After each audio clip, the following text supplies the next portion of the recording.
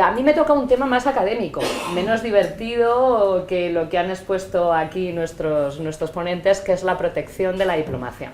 Y la protección de la diplomacia es uno de los instrumentos más antiguos que tiene el derecho internacional para proteger a los ciudadanos en el exterior ante violaciones o actos ilícitos internacionales. Y esto parte en base de la obligación que tienen los estados de proteger a sus ciudadanos. Como decía Emmerich Vattel, un jurista suizo muy reconocido, que además fue el que proclamó en un momento dado la protección diplomática, decía que el que maltrata a un ciudadano está perjudicando indirectamente los intereses del Estado.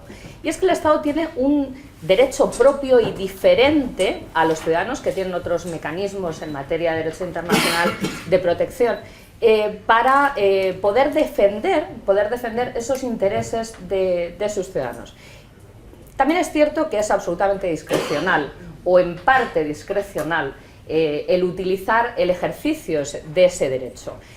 Concretamente hay una evolución en materia de derecho internacional y realmente se está partiendo de una discrecionalidad hacia una intención de apertura de la naturaleza jurídica de esta institución, intentar que los países cada vez sean más conscientes de la necesidad de que ante un ilícito internacional sus ciudadanos, sobre todo cuando son temas graves, los ciudadanos sean protegidos.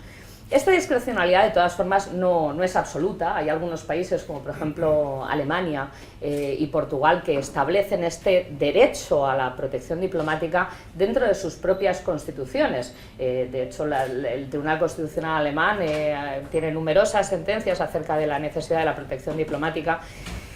Y además hay una tendencia también en las organizaciones internacionales a digamos, y enfocarlas hacia la protección de los ciudadanos en el exterior. España no tiene, desde el punto de vista del derecho internacional, no existe una obligación impuesta a los estados de que protejan a sus ciudadanos. Si lo hacen, evidentemente el ciudadano no tiene participación ninguna en esta decisión, no puede exigir ni puede renunciar. Es digamos, una decisión completamente personal del Estado. Y en esta decisión normalmente influyen las relaciones bilaterales, los momentos en que se producen estas posibles violaciones, los tratados comerciales, porque lógicamente el emprender una acción diplomática contra un país extranjero, pues lógicamente puede tener consecuencias no solamente desde el punto de vista comercial, sino también puede tener importancia para los otros ciudadanos que tenemos dentro del otro país. Pero, si bien es cierto que en España nuestra Constitución, nuestra legislación no dice expresamente, digamos, que haya un derecho a esa protección, lo que sí ha evolucionado nuestra jurisprudencia es en el sentido de decir que en caso de que esta protección diplomática no se ejerza, o se ejerza de manera deficiente, o exista un nexo causal entre la falta de protección y ejercicio de esa acción diplomática con los perjuicios sufridos por el ciudadano, nace una responsabilidad patrimonial de la administración que puede ser exigida judicialmente por el ciudadano. Yo creo que uno de los ejemplos más clásicos, más paradigmáticos y que entiendo que puede ser positivo para que os situéis un poco en lo que podría ser la protección diplomática es el caso Legrand. El caso Legrand, que en el año 2001 Alemania demanda ante la Corte Internacional de Justicia a Estados Unidos. Y este es un caso en el que dos hermanos, los hermanos Legrand precisamente, asaltan una institución bancaria en Estados Unidos, y dentro de ese robo se produce el asesinato del director del banco y sale lesionada una de las cajeras. Y ambos son juzgados y condenados a muerte por el estado de Arizona.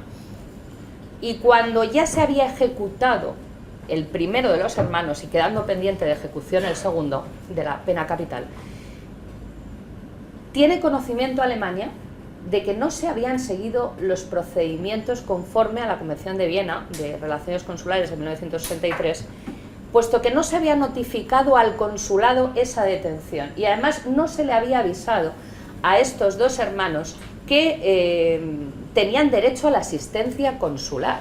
Y este derecho a la asistencia consular es fundamental porque tengamos en cuenta que en Estados Unidos y en el resto de los países del mundo, los abogados de oficio cumplen más una función constitucional de protección, pero muchísimas veces, sobre todo en estos temas tan trascendentes como cuando nos estamos jugando la vida de una persona, el consulado quiere estar presente, la embajada del país quiere estar presente en si se están, digamos, desarrollando debidamente todas estas protecciones. Y si se están cumpliendo con los recursos y de qué manera se está sucediendo esto. Alemania presentó por violación a la Convención de Viena una reclamación, como decíamos, ante la Corte Internacional, y en un fallo histórico, en el año 2001, la Corte Internacional da acogida a los pedimentos de Alemania. Lamentablemente, Estados Unidos hizo caso omiso de una medida cautelar que había dictaminado esta Corte Internacional de Justicia en relación con que se paralizara la ejecución del segundo hermano Legrand hasta que hubiera una resolución sobre el fondo del asunto. Lo ejecutaron, este señor murió, pero lo que no se pudo, digamos, evitar en cuanto a la muerte sí se dictaminó en el sentido de que había sido completamente violatoria la Convención de Viena. Se estableció una indemnización a favor de estos hermanos Legrand y creo que es una muestra muy clara de lo que es el ejercicio de la acción diplomática. Evidentemente, para poder ejercer esta acción diplomática, la acción tiene que ser viable y en derecho internacional se solicitan 3 requisitos básicamente para que el Estado pueda defender a través de la protección diplomática a sus nacionales en el exterior. El primero es que evidentemente sea nacional, o sea, un Estado no puede defender a una persona que no es nacional de su Estado. Esto trae algún tipo de matices y complicaciones con respecto, por ejemplo, a las personas que ostentan doble nacionalidad, que se exige que en todo caso pueda ser la nacionalidad predominante. También tenemos inconvenientes porque la protección de la acción diplomática no solamente alcanza a las personas físicas, también alcanza a las personas jurídicas. Y aquí, en este sentido, tenemos los inconvenientes surgidos de la nacionalidad de la sociedad, la nacionalidad de los accionistas. En todo caso, para poder ejercerlo se entiende que el derecho haya sido violado o el acto ilícito haya sido directamente contra la sociedad. En ese caso se va, digamos, a poder defender el Estado de la sociedad, o si es directamente relacionado con los accionistas. La segunda medida que se exige es que se hayan agotado los recursos internos en el país que se demanda, porque evidentemente si tenemos la posibilidad de lograr la satisfacción judicial dentro de los canales ordinarios, no se va, digamos, a proteger desde el punto de vista de la protección diplomática. Esto también tiene sus matices. Hay veces que nos encontramos con países que no tienen unas legislaciones demasiado desarrolladas, o que, digamos, que las garantías no están demasiado conservadas. En esos casos también se puede iniciar directamente obviando.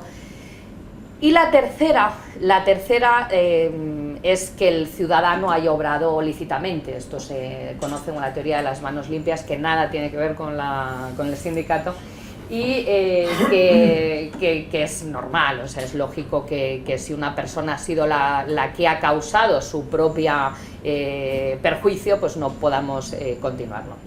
Después hay un tema bastante interesante que se desarrolló en el año, bueno, a finales del siglo XIX, principios del siglo XX, que son las cláusulas Calvo, que se llaman así debido precisamente a un jurista argentino denominado Calvo. Estas cláusulas Calvo tenían importancia porque cuando los países desarrollados aparecieron en Latinoamérica, sobre todo para conseguir, pues, beneficios económicos intercambios de comercio, desarrollar la comercialización, la industria, etc.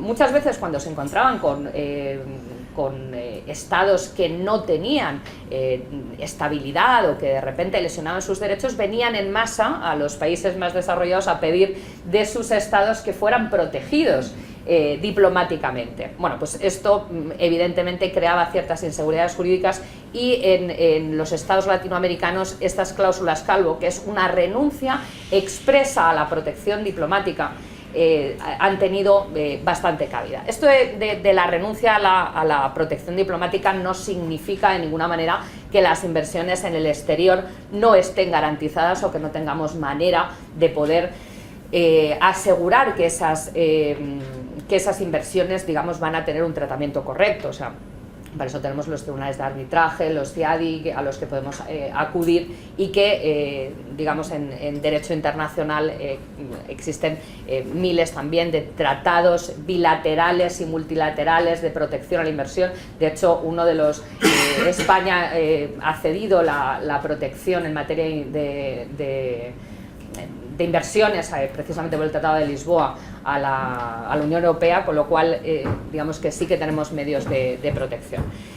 El único límite que tiene el ejercicio de la acción diplomática es el uso de la fuerza. O sea, entendemos que la protección diplomática se puede realizar a través de, bueno, a veces diplomacia oficiosa, otras veces más oficial a través de las cartas de reclamación, incluso utilizando la vía judicial.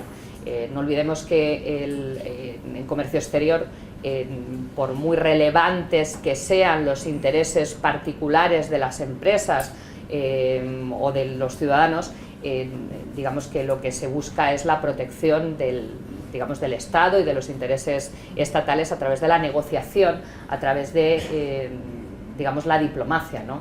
Y en este arte a veces de solución de las controversias es que, digamos, que crea de contexto una frase de Winston Churchill que decía que los diplomáticos primero piensan dos veces y después no dicen nada, porque precisamente tienen que tener una forma muy equilibrada de decir las cosas y desde luego muy reflexiva y siempre con el tacto necesario. Y les voy a dejar con una reflexión a raíz de lo que decía la excelentísima señora embajadora de Argelia, de Kofi Annan, que decía que si la guerra es el fracaso de la diplomacia y la diplomacia es nuestra primera línea de defensa, gastamos tantos miles de millones de euros en el mundo para prepararnos para la guerra, ¿por qué no gastamos miles de millones de euros para prepararnos para la paz?